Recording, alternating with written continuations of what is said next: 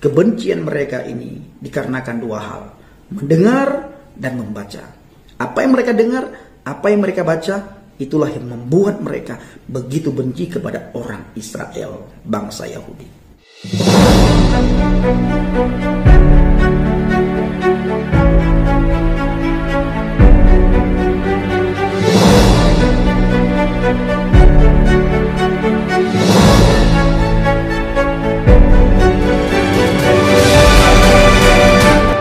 Haleluya, shalom alaikum Muhammadiyah. Salam Aki. Aku kabarkan Injil keselamatan. Bapak Ibu yang dikasihi Tuhan, ketemu lagi dengan saya Evangelis Afraham Effendi Usman. Bagaimana kabar saudara? Saya percaya saudara selalu dalam lindungan Tuhan, diberkati dari segala hal, dijauhkan dari segala penyakit, musibah maupun hal yang tidak saudara inginkan, termasuk virus yang lagi melanda bangsa dan negara kita. Saya juga sangat yakin saudara selalu bersuka cita di dalam Tuhan. Saudaraku yang satu Tuhan, satu iman, satu baptisan. Akhir-akhir ini berita yang sangat populer di seluruh media sosial tentang Israel dan Yahudi.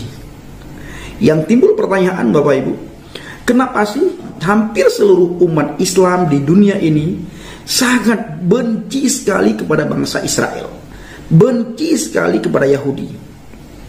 Padahal kalau mereka mau melihat sejarah, Nabi dan Rasul itu lahir dari kalangan orang Yahudi. Kalau juga kita mau melihat sejarah, apa yang kita nikmati di dunia ini itu buah karyanya orang Yahudi. Malah ada sebagian ustadz, pengajar-pengajar muslim mengajak umat Islam untuk memboikot Israel. Seandainya ini terjadi, maka umat Islam seluruh dunia akan kembali ke zaman batu. Dikarenakan listrik yang kita nikmati setiap hari itu penemuannya adalah orang Yahudi. Facebook itu milik orang Yahudi.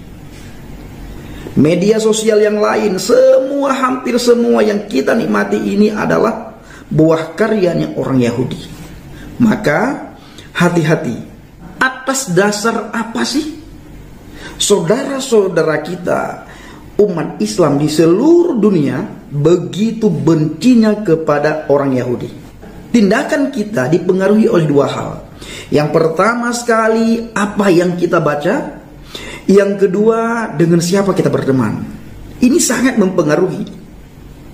Bila kita salah memilih teman, maka akan fatal akibatnya. Tingkah laku kita fatal, perkataan kita juga tidak mencerminkan apa yang diinginkan oleh Tuhan dan apa yang diinginkan oleh agama. Malah kita jauh daripada norma-norma agama bila kita salah memilih teman. Maka Alkitab mencatat pergaulan yang buruk dapat merusak kebiasaan yang baik. Ini yang satu. Yang kedua Bapak Ibu, apa yang kita baca sangat mempengaruhi pikiran, sangat mempengaruhi tindakan, sangat mempengaruhi perkataan dan perbuatan. Sifat sombong, sifat iri hati, sifat dengki, bila itu terus yang kita baca. Nah, ini yang menjadi pertanyaannya ya Bapak Ibu, apa yang membuat saudara kita umat Islam benci sekali dengan Israel, dengan Yahudi? Nah, sebagaimana yang saya katakan barusan, apakah dua hal ini mempengaruhi pikiran mereka? Apa yang mereka baca dan dengan siapa mereka berteman? Termasuk Bapak Ibu dalam hal pertemanan ini, apa yang mereka dengarkan?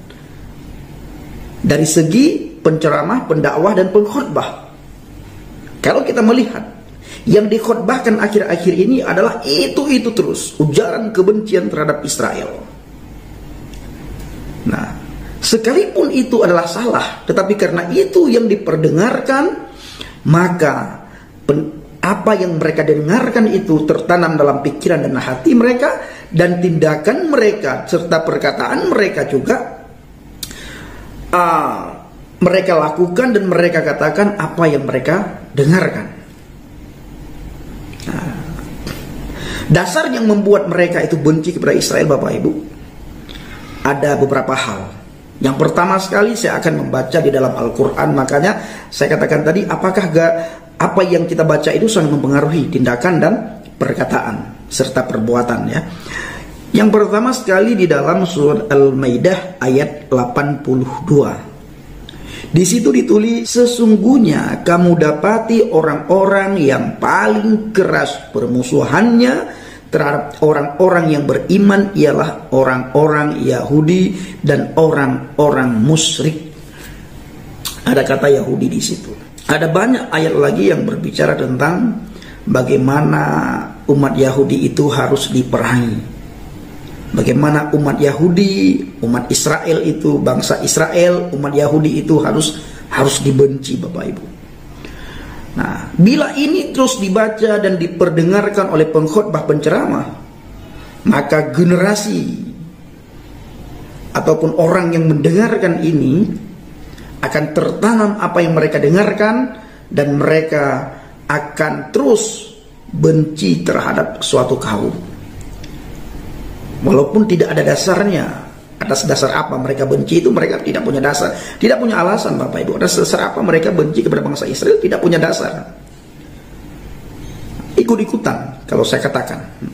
Ayat yang kedua, Bapak Ibu yang dikasihi Tuhan, di dalam surat Al-Baqarah ayat 120. Walan taradha ankal yahudu walan nasara hatta tattabi'a millatahum. Artinya orang-orang Yahudi dan Nasrani tidak akan senang kepada kamu hingga kamu mengikuti agama mereka. Yang menjadi pertanyaannya setelah saudara membaca ayat itu, pernahkah saudara membaca di media sosial ataupun di berita-berita yang lain bahwa orang Yahudi mengajak umat Islam untuk mengikuti iman percayanya orang Yahudi? Tidak pernah, Bapak Ibu. Tidak pernah kita mendengar di berita ataupun kita membaca di media sosial ada umat Yahudi, ada orang Yahudi yang mengajak umat Islam untuk mengikuti iman percaya mereka. Tidak ada. Ini dua ayat Al-Quran. Belum lagi kalau saya membacakan saya akan bacakan di hadis. Ada hadis yang sangat membuat saya itu sangat agak-agak lucu, Bapak Ibu, ya. Saya akan bacakan di dalam hadis Al-Bukhari dan Muslim. Hadis yang sahih, hadis yang kuat. Di situ dikatakan hari kiamat tidak akan tiba hingga kaum muslimin memerangi umat Yahudi. Memerangi umat Yahudi. Kemudian mereka diperangi oleh kaum muslimin. Sehingga batu-batuan dan pepohonan berkata, hai muslim, hai hamba Allah, inilah seorang Yahudi bersembunyi di belakangku, datangilah dan bunuhlah. Kecuali pohon Al-Gharqad, karena ia tergolong pohon simpatisan kaum Yahudi. Jadi kalau saya membaca hadis ini, Bapak Ibu, saya ketawa terbahak-bahak. Tetapi waktu saya masih berada di dalam agama Islam, saya telan aja muntah-muntah apa yang dikatakan dan apa yang disampaikan oleh ustadz dan ustazah. Kenapa, Bapak Ibu? Karena hadis saya masih terselubung. Belum terbuka, belum ada penyingkapan. Yang ada apa? Kebencian, dan kebencian. Kenapa? Karena ditanam kebencian, Bapak Ibu. Dan bukan saja ditanam kebencian, tetapi juga kita membaca tentang kebencian.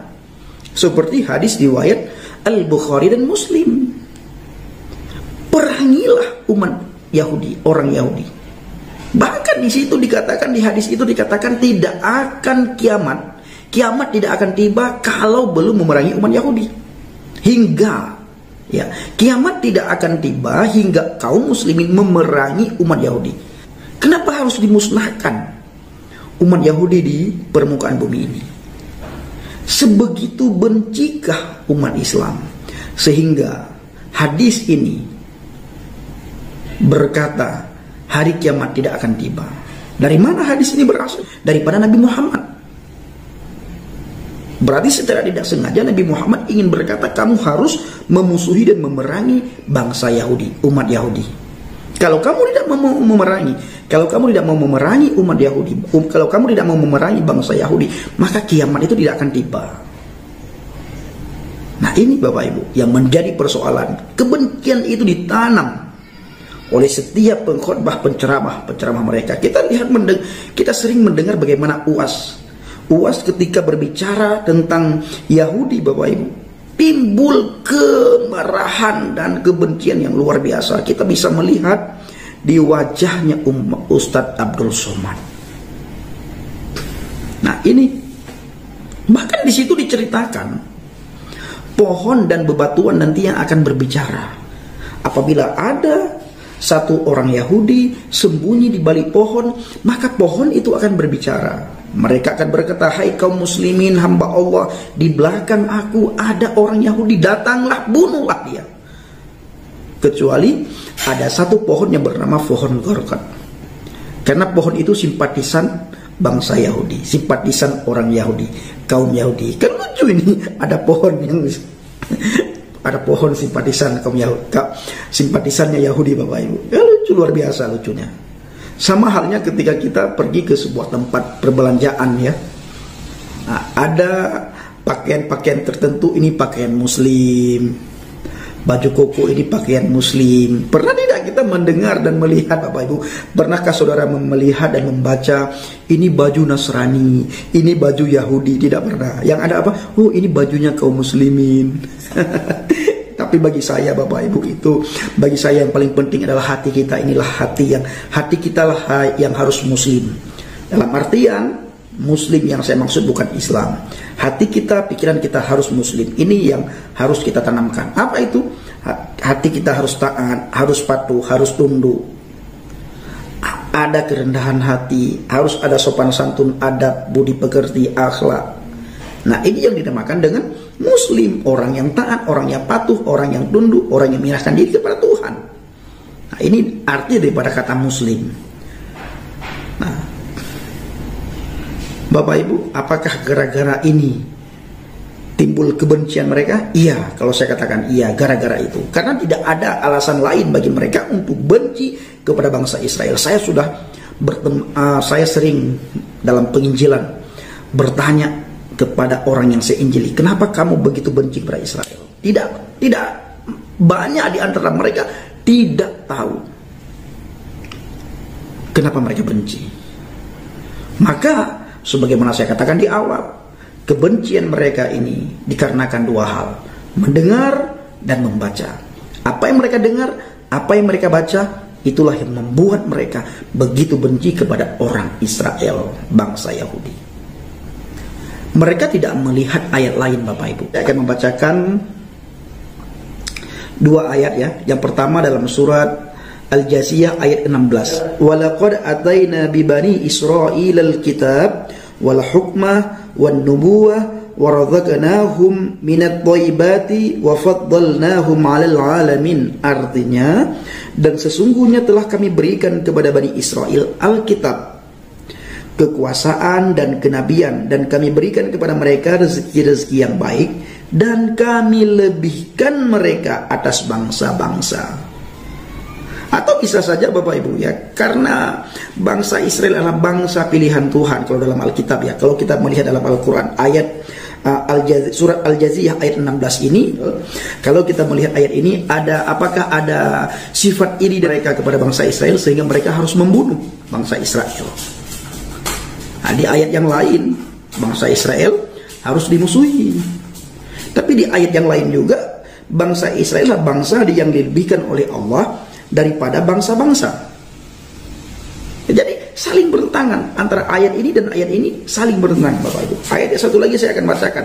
Kalau kita melihat di dalam surat Al-Maidah ayat 21 Bapak Ibu, di situ dikatakan, ya qaumi dukhulul ardhal muqaddasata allati kataballahu lakum wa la tartaddu ala adabarikum fatanqalibul khasirin. Artinya, hai kaumku, masuklah ke tanah suci yang telah ditentukan Allah bagimu, dan janganlah kamu lari ke belakang karena takut kepada musuh, maka kamu menjadi orang-orang yang merugi. Ini kata Al-Quran sendiri. Maka dua ayat yang saya bacakan ini sepertinya bertolak belakang dengan ayat yang sudah saya bacakan. Ayat yang sudah saya bacakan tadi seolah-olah Al-Quran menyuruh umat manusia untuk membenci bangsa Yahudi. Tapi di ayat ini bangsa yang dilebihkan atas bangsa-bangsa yang lain. Maka kita harus kembali ke Bible. Harus kita mendoakan bangsa Israel. Yerusalem, Shalom Yerusalem. Kita minta kedamaian dan kita juga minta sukacita Tuhan turun atas bangsa Israel. Begitu juga terhadap Palestina. Kita berdoa supaya Palestina dan Israel tidak terus-terusan berperang. Nah, terima kasih Bapak Ibu. Kiranya video ini menjadi pencerahan bagi kita semuanya. Shalom alaikum Yeshua Mashiach. Salam Aki. Aku kabarkan Injil keselamatan. Bapa Yahweh Bishim Adonai Yeshua Mashiach. Ruach Kudus memberkati. Bila saudara terberkati, sharekan